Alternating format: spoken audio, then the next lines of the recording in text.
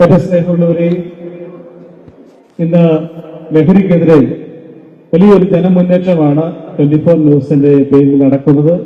പ്രത്യേകിച്ച് SK40 എന്ന ഇവിടെ ഗ്രാൻഡ് പ്രോഗ്രാമിലൂടെ ഈ ഒരു സന്ദേശം ഈ കേരളം മുഴുവൻ എത്തിക്കുക എന്ന വലിയ സംരംഭത്തിലാണ് ഇവിടെ ഈ പാമ്പാടി ഇവിടുത്തെ പൊതുസമൂഹത്തെയും വിദ്യാർത്ഥി സമൂഹത്തെയും ഒക്കെ ഉൾപ്പെടുത്തി 24 ന്യൂസ് ക്രമീകരിക്കുന്നത്. ഈ വിലാപിക സ്കൂളിലേക്ക് എത്തുമ്പോൾ എനിക്ക് 24 ന്യൂസിനോടും SK സാറിനോടും പ്രത്യേകമായ ഒരു കടപ്പാടും നന്ദിയും അറിയിക്കാനുണ്ട്. അതിൽ നല്ലൊരു അവസരം ഇതാണ് തോന്നുന്നില്ല. നമ്മുടെ മുണ്ടക്കൈ ദുരന്തത്തിൽ അവിടെയുള്ള ആദിവാസി യുവാക്കളുടെ വലിയ ദുരന്തം TV-യിലൂടെ അറിയിച്ചത് 24 ന്യൂസാണ്.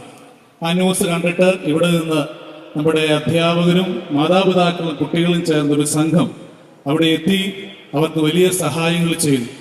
പ്രത്യേകമായി ആ ഒരു പ്രോഗ്രാം ന്യൂസ് SK സാർ തന്നെ TV-യിൽ അവതരിപ്പിച്ച് ഈ കേരളം മുഴുവൻ കുട്ടികൾക്കൊരു മാതൃകയായി.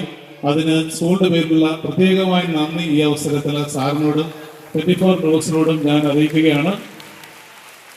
ഈ ഒരു പ്രോഗ്രാമിലേക്ക് ഇവിടെ കടന്നെത്തിയിരിക്കുന്ന ബഹുമാനപ്പെട്ട SK സാറിനെയും അതുപോലെ excise deputy commissioner P. Rajesh sir, SI Pampady Jorjan Jose sir, അതുപോലെ 24 ന്യൂസിന്റെ പ്രതിനിധികളായിട്ട് എത്തിയിരിക്കുന്ന ബഹുമാനപ്പെട്ടവർ, ഇവരൊക്കെ നമ്മൾ TV-യിലൂടെ വളരെ പരിചയമുള്ളവരാണ്. നിങ്ങളെ കാണാനാണ് എല്ലാവരും ഇവിടെ എത്തിയിരിക്കുന്നത്. അതുപോലെ സ്കൂൾ പ്രിൻസിപ്പൽ റൂബി മിസ്, ബഹുമാനപ്പെട്ട വൈദികര്, സാമൂഹിക സംഘടനകളുടെ പ്രതിനിധികള്, അധ്യാപക സുഹൃത്തുക്കള്, മാതാപിതാക്കള്, കുട്ടികൾ എല്ലാവരെയും ഒറ്റ വാക്കിൽ വിമലാംബിക സ്കൂളിലേക്ക് ഈ പ്രോഗ്രാമിലേക്ക് സ്നേഹപൂർവ്വം സ്വാഗതം ചെയ്തുകൊള്ളുന്നു. നിങ്ങളോട് സംസാരിക്കാനായിട്ട് ബഹുമാനപ്പെട്ട ശ്രീകണ്ഠൻ സാറിനെ ക്ഷണിക്കുകയും ചെയ്യും.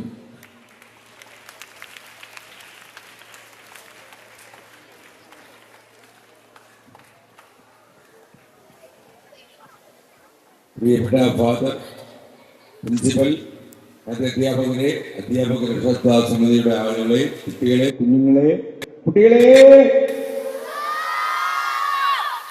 സന്തോഷം. നിങ്ങൾ ഉച്ചക്കത്തിൽ കഴിച്ചോ? അയ്യോ, ഞാനൊന്നും കഴിച്ചിട്ടില്ലല്ലോ. എന്താ ചെയ്യാം? ഓക്കെ. അപ്പൊ നമ്മൾ എന്ത് പരിപാടിയായിട്ട് അവിടെ എത്തിയിരിക്കുന്നതെന്ന് നിങ്ങൾക്കറിയാം.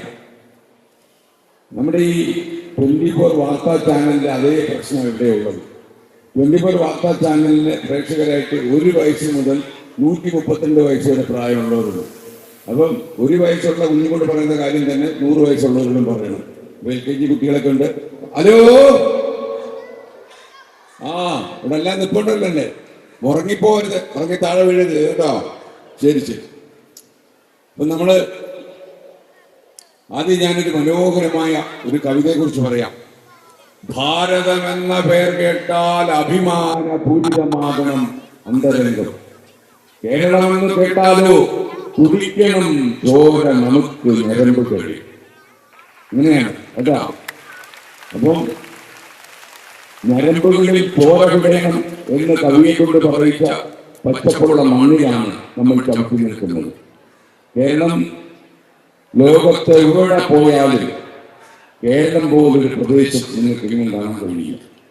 തണുപ്പും ചൂടും ഒരേപോലെ കർത്താവ് കൃത്യമായിട്ട് ക്രമീകരിച്ചു തന്നിരിക്കുന്ന അപൂർവമായ ഒരു AC പ്രവർത്തിപ്പിക്കുന്ന സ്ഥലമാണ് കേരളം എന്ന് പറയുന്നത്. എന്നാൽ ഈ മണ്ണിൽ അടുത്ത കാലത്തായി വേലി പിടിക്കുന്ന, അടുത്ത കാലത്തായി റിപ്പോർട്ട് ചെയ്യപ്പെടുന്ന ചില സംഭവങ്ങൾ നമ്മളെ അത്ഭുതപ്പെടുത്തുന്നു. നിങ്ങളെയൊക്കെ സ്കൂളിലേക്ക് അയക്കുന്ന അമ്മമാർക്ക് ഇപ്പം നല്ല ടെൻഷനാണ്. അല്ലെങ്കിൽ തന്നെ നമ്മുടെ ജീവിതത്തിൽ വലിയ ടെൻഷനാണ്. കാരണം നമുക്ക് ജാഗ്രതയില്ല. ഒരു ബസ്സിൽ തന്നെ നമ്മൾ കയറിയാൽ കണ്ടക്ടർ നഖം വെക്കാതെ എവിടെ എങ്ങനെ ഒരു കുത്ത് അവിടെ ചോര പഠിക്കണം. അങ്ങനെയൊക്കെ നഖം വെട്ടിയിട്ട് ബസ്സിൽ കയറാം. ഒരു കയറത്തില്ല, ആ പ്രിക്കോഷൻ എടുക്കത്തില്ല. അപ്പൊ പലതുകൊണ്ടും ഒരുപാട് അസ്വസ്ഥതകളുള്ളൊരു സ്ഥലമാണ് നമ്മൾ. ബാങ്കിൽ പോയി നമ്മുടെ വര അറിയാതെ ലോൺ എടുത്ത് EMI തിരിച്ചടയ്ക്കാൻ പറ്റാതെ, ബാങ്കിന് പൈസ അടക്കാതെ അവസാനം അവർ ജപ്തി നോട്ടീസ് അയക്കുമ്പോൾ അച്ഛനും മക്കളെ കൂടി മരിച്ചേക്കും എന്ന് പറഞ്ഞ് നടക്കുന്ന ആളുകൾ, കുടുംബ ആത്മഹത്യകൾക്ക് പോലും തയ്യാറാകുന്ന ഒരു നാട്. ഒരുപാട് മാറിപ്പോയി കേരളം. അപ്പൊ നമ്മൾ ഈ യാത്ര തുടങ്ങിയത് കുട്ടികളെ, അതേ നമ്മൾ യാത്ര തുടങ്ങിയത് എന്താണെന്ന് അറിയാമോ? അതായത് നിങ്ങൾ സ്കൂളിലേക്കൊക്കെ വരുന്ന വഴിയില് ചെറിയ കുട്ടികളോടാണ് ഞാൻ പറയുന്നത്, വരുന്ന വഴിയില് മിഠായി കൊണ്ട് ആളുകൾ നിൽക്കും. മിഠായി കൊണ്ട് എന്നിട്ട് മോളെ, ഇവിടെ നമ്മൾ തിരിഞ്ഞു നോക്കത്തില്ല, നമ്മൾ എന്ന് പറഞ്ഞിട്ട് നമ്മളൊന്ന് മാറും. മോളെ എന്ന് വിളിക്കുന്നത് ജസ്റ്റ് ഒന്ന് നോക്കും. മോളെ എന്ന് വിളിക്കുന്നത് എന്തോ എന്ന് പറഞ്ഞിട്ട് നമ്മൾ തിരിഞ്ഞു. ഒരു മിഠായി തരട്ടെ എന്ന് ചോദിക്കാൻ നമുക്ക് വായിൽ വെള്ളം കൊടുക്കും ഇല്ലേ? എന്നാൽ നമ്മൾ മിഠായി വാങ്ങിക്കും. മിഠായി വാങ്ങിച്ച് നമ്മൾ കഴിക്കും. പിറ്റേന്ന് അവിടെ ചെല്ലുമ്പോ പിന്നെ മോളെ മിഠായി തന്നോളൂ എന്ന് പറയും. നമ്മൾ മിഠായി വാങ്ങിക്കഴിക്കും. മൂന്നാം ദിവസം നമ്മളവിടെ ചെന്നിട്ട് നിൽക്കും. ആ മിഠായി അങ്കിളിനെ കാണുന്നില്ലല്ലോ. നാലാം ദിവസം നമ്മൾ മിഠായി കഴിക്കും. 5 ദിവസം കഴിയും. അപ്പം നമുക്കറിയാം നമ്മളൊരു യാഥാർത്ഥ്യം നമ്മൾ അറിയാതെ അറിഞ്ഞു പോകും. ആ മിഠായിക്കകത്ത് ഒരു ലഹരി കലർത്തിയിട്ടുണ്ടായിരുന്നു എന്ന്. ആ ലഹരി കലർത്തിയാൽ ആ ലഹരി നിങ്ങളുടെ ഉള്ളിലേക്ക് പോകും. ക്രമാനുഗതമായി നിങ്ങൾ അതിന് അഡിക്റ്റ് ആവും. നിങ്ങൾ കൊച്ചുകുട്ടികൾക്ക് അത് പറഞ്ഞാൽ മനസ്സിലാവത്തില്ല. ലഹരി നിങ്ങൾ പരമാവധി ഉപയോഗിക്കാൻ ശ്രമിക്കും. അപ്പൊ എനിക്ക് പറയാനുള്ളത്, ആദ്യം സ്കൂളിലേക്ക് വരുന്ന വഴിയിൽ നിങ്ങൾക്ക് പരിചയമില്ലാത്ത ആളുകൾ എന്തെങ്കിലും സാധനം കഴിക്കാൻ തന്നാൽ നിങ്ങളത് വാങ്ങി ഉപയോഗിക്കരുത്. അത് വീട്ടിൽ ചെന്ന് രക്ഷകർത്താക്കളോടും സ്കൂളിൽ വന്ന് അധ്യാപകരോടും പറയണം. അതുപോലെ അധ്യാപകരാണെങ്കിലോ ക്ലാസ് മുറിയിൽ വരുന്ന കുട്ടികളെ ഒരുപാട് വീക്ഷിക്കേണ്ട സമയമായി. മാത്രമല്ല, നമുക്കറിയാം അധ്യാപകരൊക്കെ കുട്ടികളിൽ നിന്ന് ശാസിച്ചാൽ പരാതി പറയുന്ന മാതാപിതാക്കളുണ്ട്. ഒന്ന് വഴിയെടുത്തു പോയാൽ വഴക്കുമായിട്ട് വരുന്ന അധ്യാപകരുണ്ട്, മാതാപിതാക്കളുണ്ട്. എന്നാൽ സാഹചര്യം മാറുകയാണ് കേരളത്തിൽ. വഴിയുമായി വരുന്ന അധ്യാപകൻ പോയ സ്വപ്നമാണെങ്കിലും ഇന്ന് അത്തരം ഒരു അധ്യാപകന്റെ സാന്നിധ്യം ആളുകൾ ആഗ്രഹിക്കുന്നുണ്ട് എന്നുള്ളതാണ് യാഥാർത്ഥ്യം. കോടതി അടുത്ത് പറഞ്ഞു, നിങ്ങളൊരു കാര്യം ചെയ്യൂ അധ്യാപകരെ, നിങ്ങൾ കയ്യിൽ ചൂരിൽ കരുതിക്കോളൂ, ഒരു ചൂരിലുമായി ക്ലാസ് മുറി നിയന്ത്രിച്ചോളൂ എന്ന് പറയുന്നു. അങ്ങനെ കോടതി പറയണമെങ്കിൽ കുട്ടികളെ വരുതി നിയന്ത്രണത്തിൽ നിർത്താൻ കഴിയുന്നില്ല എന്നതുകൊണ്ടാണത്. നമ്മുടെ നാട്ടിൽ നമ്മുടെ യാത്ര തുടങ്ങിയിട്ട് ഇന്ന് 10ാം ദിവസമാണ്. തിരുവനന്തപുരത്ത് ഈ യാത്ര ഫ്ലാഗ് ഓഫ് ചെയ്യുമ്പോൾ ഞങ്ങളെല്ലാവരും കരുതിയത് ചെറിയൊരു പ്രശ്നം, MDMA പോലെയുള്ള ലഹരി പദാർത്ഥങ്ങൾ ഉപയോഗിക്കുന്ന കുറച്ച് ആളുകൾ എവിടെയൊക്കെ കേരളത്തിലുണ്ട് എന്നായിരുന്നു. എന്നാൽ ഞങ്ങൾ തിരുവനന്തപുരം, കൊല്ലം, പത്തനംതിട്ട, ആലപ്പുഴ, ഇപ്പോൾ കോട്ടയത്തിൽ എത്തിക്കഴിഞ്ഞപ്പോൾ ഞങ്ങൾക്ക് മനസ്സിലായി കേരളം സമീപകാലത്ത് നേരിട്ടിട്ടുള്ള ഏറ്റവും അപകടകരമായ കാര്യത്തിലൂടെ കടന്നുപോയിക്കൊണ്ടിരിക്കുക. നിങ്ങൾ പോലീസ് ഓഫീസേഴ്സിനൊക്കെ ചോദിച്ചാൽ അവർ പറയും, ചിലർക്ക് അവർ പറഞ്ഞാൽ ബോധപ്പെട്ട് വീഴും, അതുകൊണ്ട് അവർ പറയത്തില്ല.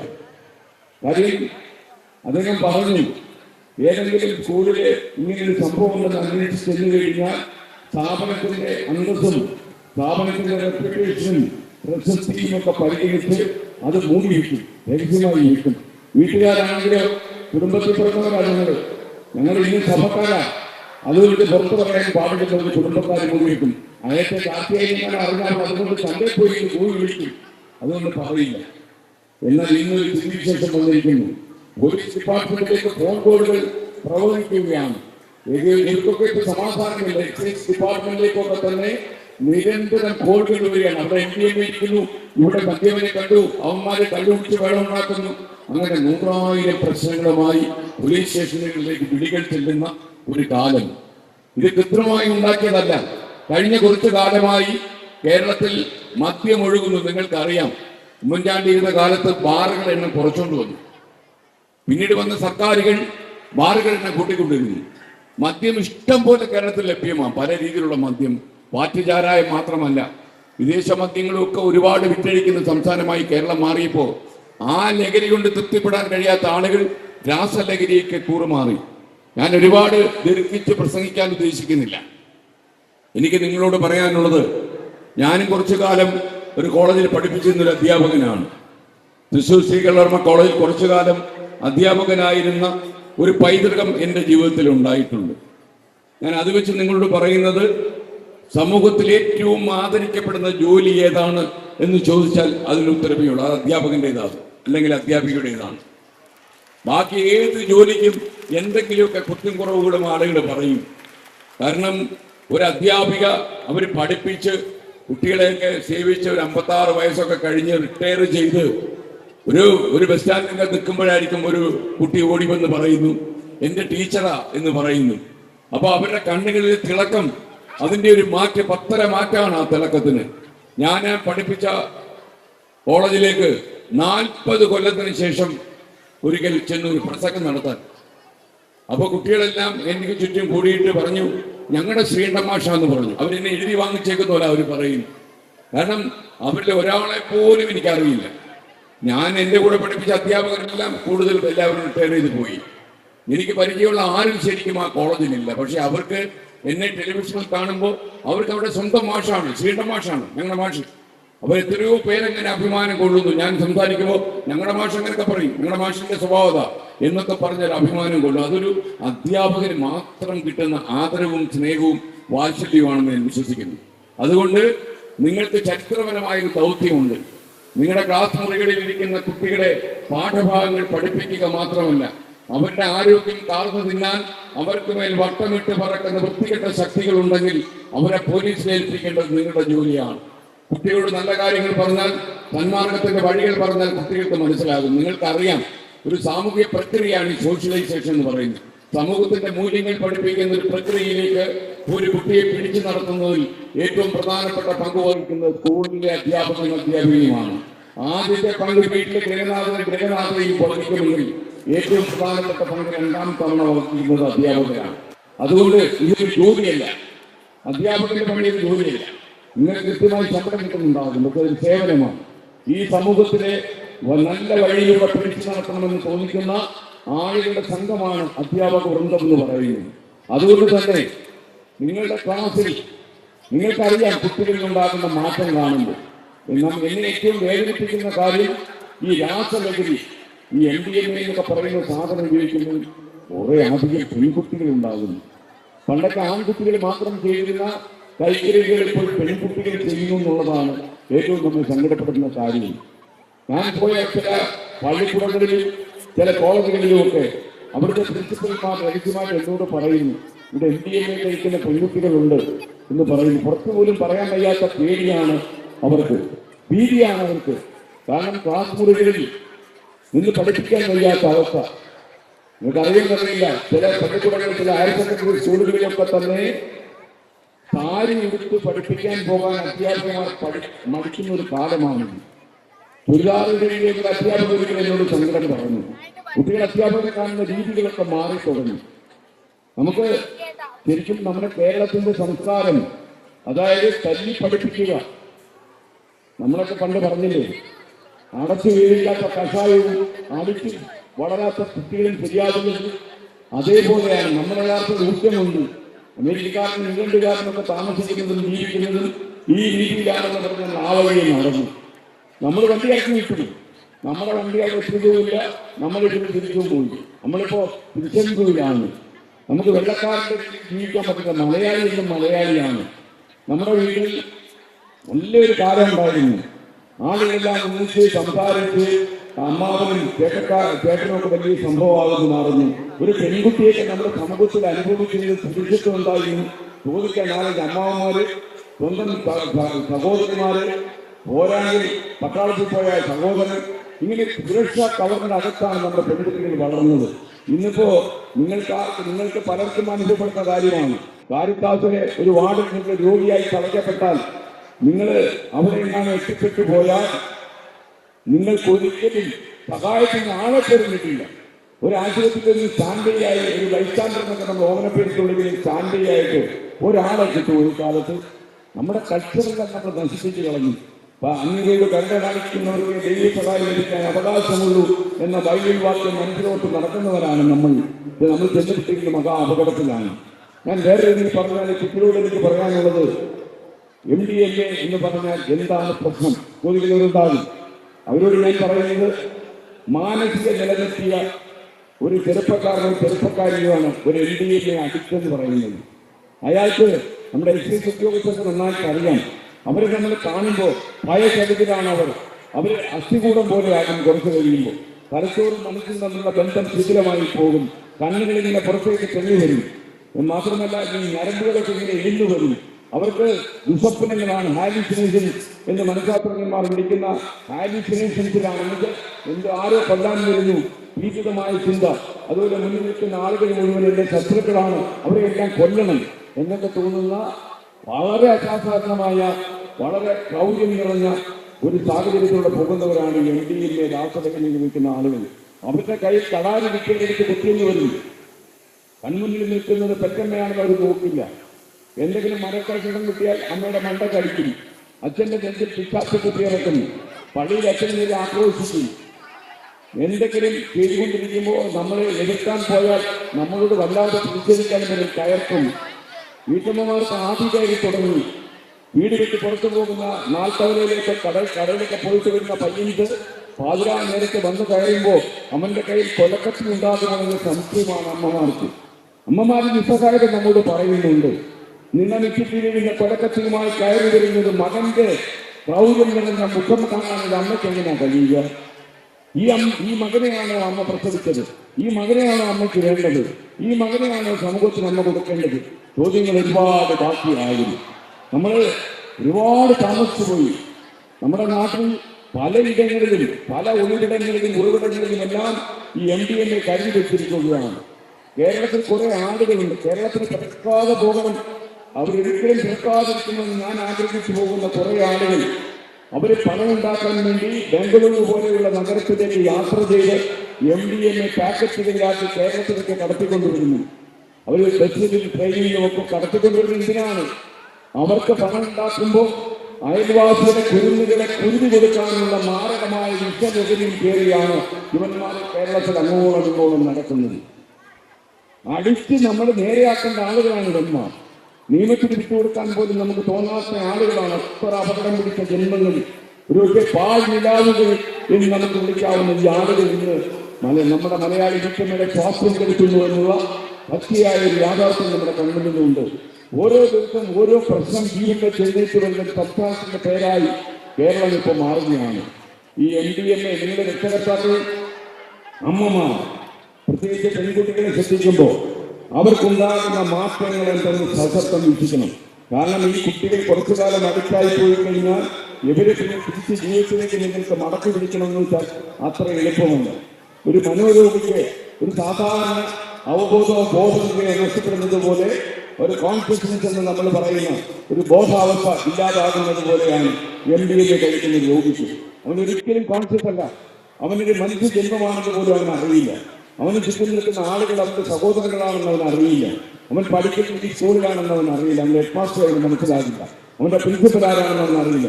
അവൻ ഒന്നേ അറിയൂ, MDMA അത് കഴിച്ചാൽ പ്രതികാരം ചെയ്യണം. ഈ ലോകം മുഴുവൻ അവനെതിരെ യാത്ര ചെയ്യുമെന്ന് ചിന്തിക്കുന്ന ഒരു കുട്ടിയായി അവൻ രൂപാന്തരം പ്രാപിച്ചു കഴിഞ്ഞു.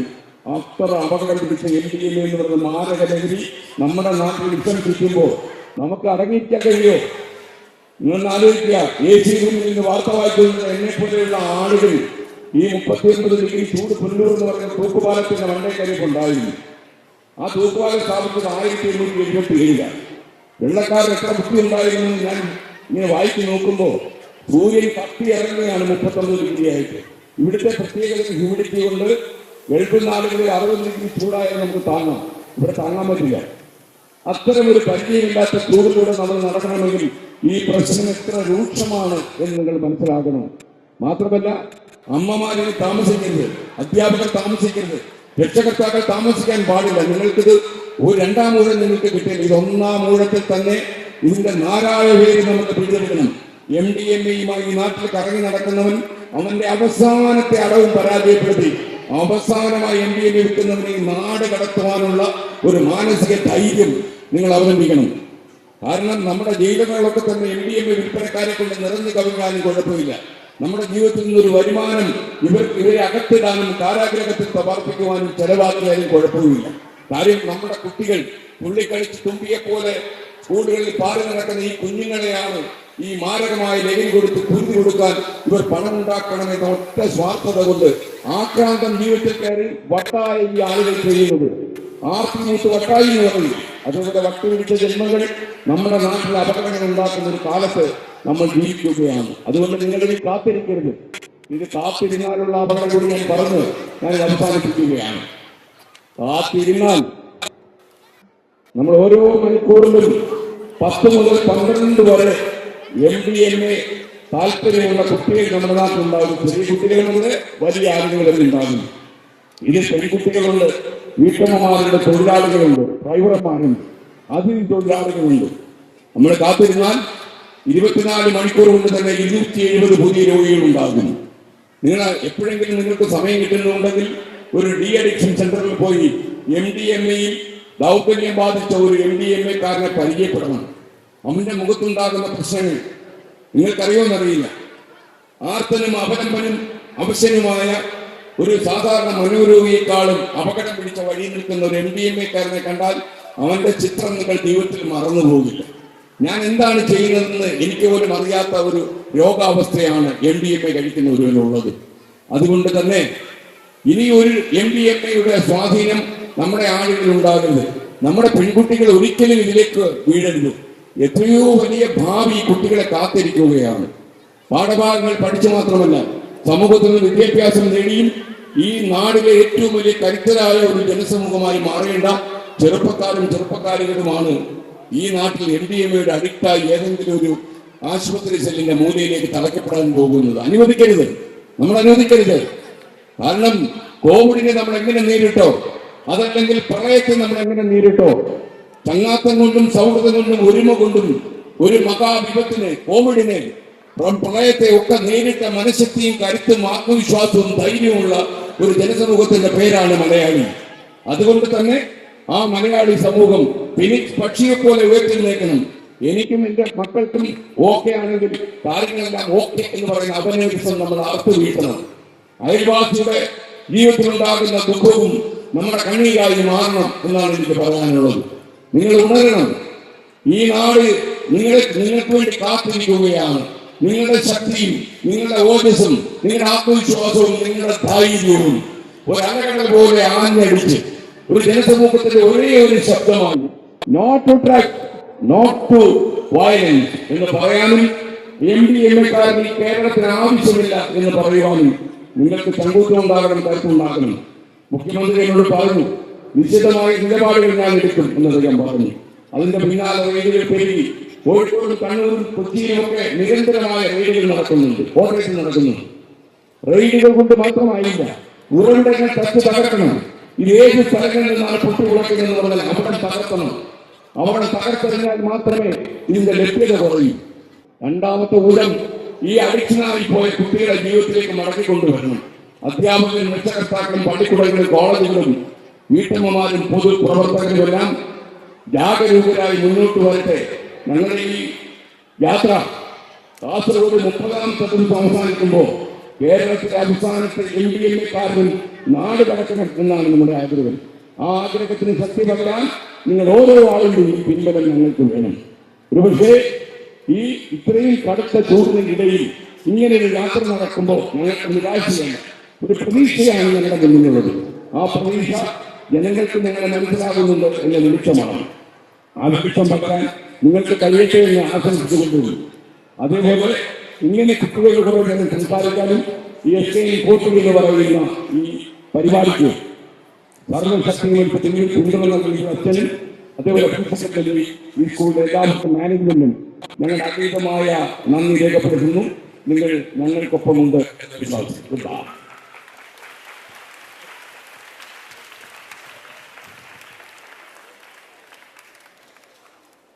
ലഹരിക്കെതിരെയുള്ള ഈ യാത്രയില് ഒന്നടങ്കം വിമലാംബയും ഒന്നിച്ചു ചേരുന്നു. ഞങ്ങൾക്ക് വേണ്ട ഈ ലഹരി മനുഷ്യ മനസാക്ഷിയെ പോലും മരവിപ്പിക്കുന്ന എല്ലാ അക്രമങ്ങളും അതിക്രമങ്ങളും അരങ്ങാടുന്ന ഈ സമൂഹത്തില് ലഹരിക്കെതിരെ പോരാടുവാന് വിമലാംബികയുടെ ഓരോ കുഞ്ഞുങ്ങളും ഐക്യദാർഢ്യം പ്രഖ്യാപിച്ചുകൊണ്ട് ലഹരിയുടെ നേർവഴി ചൂണ്ടിക്കാണിക്കുവാനായി ഇതാ ഞങ്ങളുടെ കൊച്ചുകൂട്ടുകാരി എത്തുന്നു. ഡോണ നിങ്ങൾക്ക് മുൻപിൽ.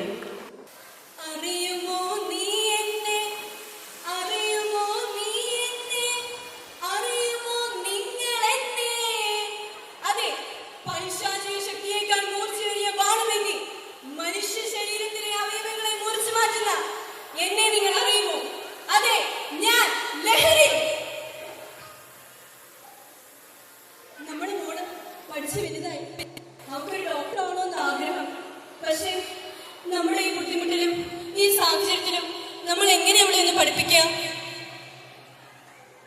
അല്ല, അങ്ങനെയൊക്കെ പറഞ്ഞ ഞാൻ എന്നെ സ്വർണ്ണം കൊടുത്താലോ എന്ന് ആലോചിക്കാം. നമുക്ക് നമ്മുടെ മോള് പഠിക്കല്ലേ വേണ്ടത്. ശരിയാ, ഞാനും അത് ആലോചിച്ചിരുന്നു. ഈ സ്വർണം കൊണ്ട് ഞാൻ പണയം വെക്കാം. അല്ല അമ്മേ, എന്താ ഇത്? പൈസയോ? ഇത്രയും പൈസയോ? വേണ്ടമ്മ, ഈ ബുദ്ധിമുട്ടിലും ഈ സാഹചര്യത്തിലും എനിക്ക് വേണ്ടി എന്തിനാമ്മ ഇത്രയും പൈസ ചെലവാക്കുന്നേ? വേണ്ട മോളെ, നീ അങ്ങനെ പറയരുത്. ഈ ഓരോ പൈസയും നീ വലുതായി ഡോക്ടറായി കാണണം എന്ന ആഗ്രഹം മാത്രമേ ഉള്ളൂ. പക്ഷേ അമ്മ, ഈ പൈസ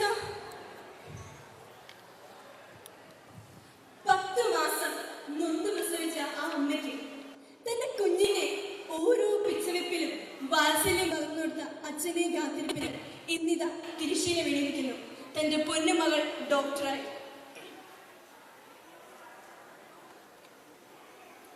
ഹലോ ഹലോ അമ്മ, ഞാൻ ഡോക്ടറായി അമ്മ, ഞാൻ ഡോക്ടറായി. പക്ഷേ അമ്മ, എനിക്ക് ഒത്തിരി ദൂരെയാ. എനിക്ക് അമ്മയോ എൻ്റെ അച്ഛനെയോ ഒന്ന് കാണാൻ പോലും പറ്റില്ലല്ലോ. മോളെ, നീ എന്തിനാ ഇങ്ങനെ ചെറിയുന്നേ? നീ ഡോക്ടറായി കാണണമെന്ന് ഞങ്ങളുടെ ആഗ്രഹമല്ലായിരുന്നോ? നീ ഡോക്ടറായി കുറച്ചു നാൾ കഴിയുമ്പോൾ ഞങ്ങളുടെ അടുത്തോട്ടൊക്കെ തന്നെയല്ലേ വരുന്നേ? പക്ഷെ എന്നാലും അമ്മ, എനിക്കത് ഓർക്കുമ്പോൾ നീ പോവാണോ? എനിക്കിന്ന് കുറേ ഡ്യൂട്ടി ഉണ്ട്. നൈറ്റ് ഡ്യൂട്ടി ആണെന്നാണ് തോന്നുന്നത്. ശരി, ഞാൻ മെഡിസിൻ റൂമിൽ പോയി മരുന്നെടുത്തിട്ട് വരാം. അല്ല, നിങ്ങളൊക്കെ ആരാ? നിങ്ങൾക്കൊക്കെ ഇവിടെ എന്താ കാര്യം? നിങ്ങൾ എന്താ ചെയ്യുന്നത്? ലഹരിയോ? ഇല്ല, ഇതൊരു ആശുപത്രിയാണ്. കുഞ്ഞു കുട്ടികൾ പോലുമുള്ള ഒരു ആശുപത്രി. നിങ്ങൾ എന്താണ് ഈ ചെയ്യുന്നത്? ഇല്ല, ഇത് ഞാൻ കംപ്ലൈന്റ് ചെയ്യും. എനിക്ക് പറ്റില്ല. ഇത് ഞാൻ ഡോക്ടറോട് പറയുകയും ചെയ്യും. എക്സ്ക്യൂസ് മീ ഡോക്ടർ, അവിടെ മെഡിസിൻ റൂമിൽ കുറെ ആൾക്കാർ എന്തൊക്കെയോ ചെയ്യുന്നു. പക്ഷേ എനിക്കിത് കാണാതിരിക്കാൻ പറ്റുന്നില്ല. എനിക്കിത് ഡോക്ടറോട് പറഞ്ഞേ പറ്റൂ. ഡോക്ടർ, എന്തെങ്കിലും ചെയ്യും. പിഞ്ചു കുഞ്ഞുങ്ങളുള്ള ആശുപത്രിയല്ലേ ഇത്? അവർ നമ്മുടെ മരുന്നിന് എന്തെങ്കിലുമൊക്കെ ചെയ്താൽ എനിക്ക് ഓർക്കാൻ വേണ്ട ഡോക്ടർ, എനിക്ക് ഓർക്കാൻ വേണ്ട. നീ എന്തായി പറയുന്നേ? അവരൊന്നും ചെയ്യുന്നില്ല. അവരെന്തെങ്കിലുമൊക്കെ ചെയ്യട്ടെ. നീ അതിനെക്കുറിച്ച് എന്തെങ്കിലും ആലോചിക്കുന്നേ? പക്ഷേ ഡോക്ടർ, ആശുപത്രിയുള്ളത് പിഞ്ചു കുഞ്ഞുങ്ങളാ. അത് മനസ്സിലാക്കണം. നീ ഒന്നും കണ്ടിട്ടുമില്ല, നീ ഒന്നും കേട്ടിട്ടുമില്ല.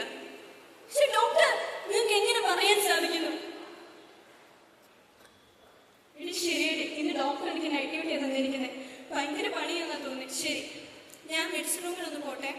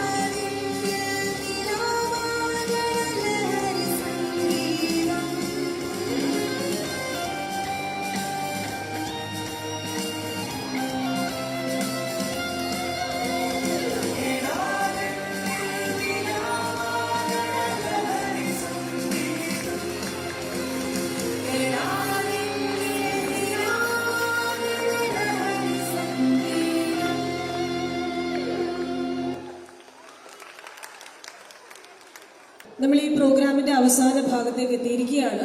നമ്മൾ ആരും ലഹരി ഉപയോഗിക്കില്ല എന്നൊരു പ്രതിജ്ഞ എടുക്കുകയാണ്. വിമലാംബികയിലെ മക്കള് നല്ല മക്കളാണോ ചീത്ത മക്കളാണോ?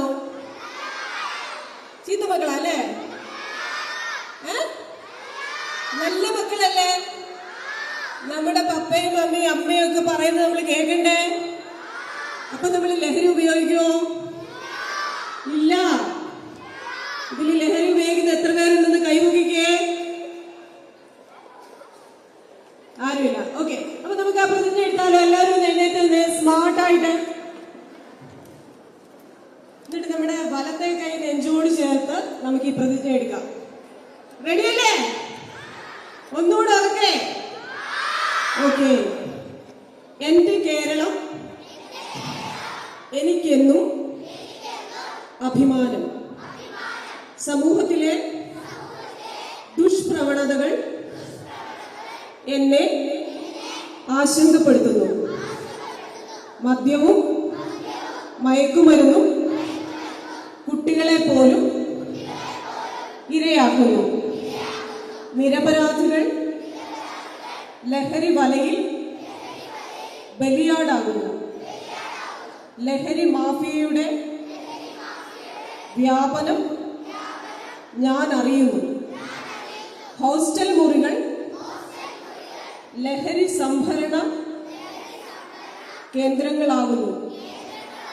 പ്രത്യക്ഷമായോ പരോക്ഷമായോ ലഹരി മരുന്ന് പ്രോത്സാഹിപ്പിക്കില്ലെന്ന് ഞാൻ പ്രതിജ്ഞ ചെയ്യുന്നു. സമൂഹത്തെ മുറിവേൽപ്പിക്കുന്ന ലഹരി വ്യാപനം സർവശക്തിയും എടുത്ത് തടയുമെന്നും പ്രതിജ്ഞ ചെയ്യുന്നു. പ്രതിജ്ഞ പ്രതിജ്ഞ പ്രതിജ്ഞ. അപ്പൊ വാക്ക് പറഞ്ഞ വാക്കായിരിക്കുമല്ലോ.